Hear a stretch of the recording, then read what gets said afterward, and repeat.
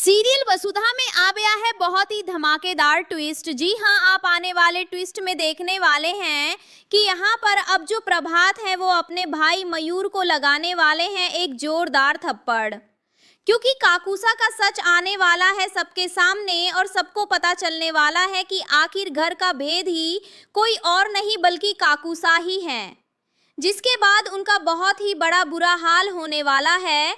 और चंद्रिका वो तो अब इन्हें छोड़ेगी ही नहीं, क्योंकि यहाँ पर चंद्रिका अब जल्द ही होश में आने वाली है। आखिर ये सारा सच खुलेगा कैसे, क्योंकि करिश्मा खुद ही एक्सपोज कर देगी यहाँ काकूसा को। चलिए बताते हैं। लेकिन हाँ, अगर अभी तक आपने हमारे चैनल को सब्सक्राइब नहीं किया है तो जल्दी से कर लीजिए, जहां आप आने वाले ट्विस्ट में देखने वाले हैं कि जो काकू होते हैं वो बहुत ही ज़्यादा परेशान होते हैं। यहाँ पर उन्हें नहीं मिल रहा होता है अब वो पेन ड्राइव का डब्बा, और उसके बाद वो बहुत ही परेशान हो जाते हैं।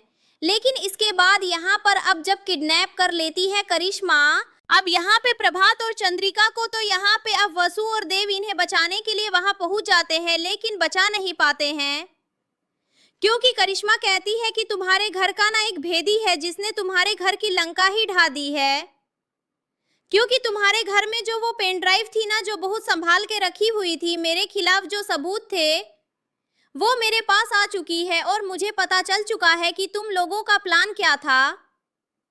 जिसके बाद यहाँ पे अब जो करिश्मा होती है वो गन शूट करने वाली होती है, यहाँ पे सब पे तान देती है और कहती है कि अब बताओ किसको पहले मरना है। वसु पहले आ जाती है, लेकिन फिर देव आकर उसे बचाता है। देव कहता है कि नहीं, पहले मुझे मारो।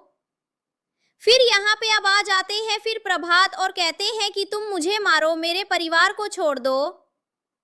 लेकिन भाई यहाँ पे करिश्मा को भी जितना करना है वो कर ले, लेकिन अब यहाँ पे उसका बुरा हाल होने वाला है, क्योंकि चंद्रिका अब होश में आने वाली है।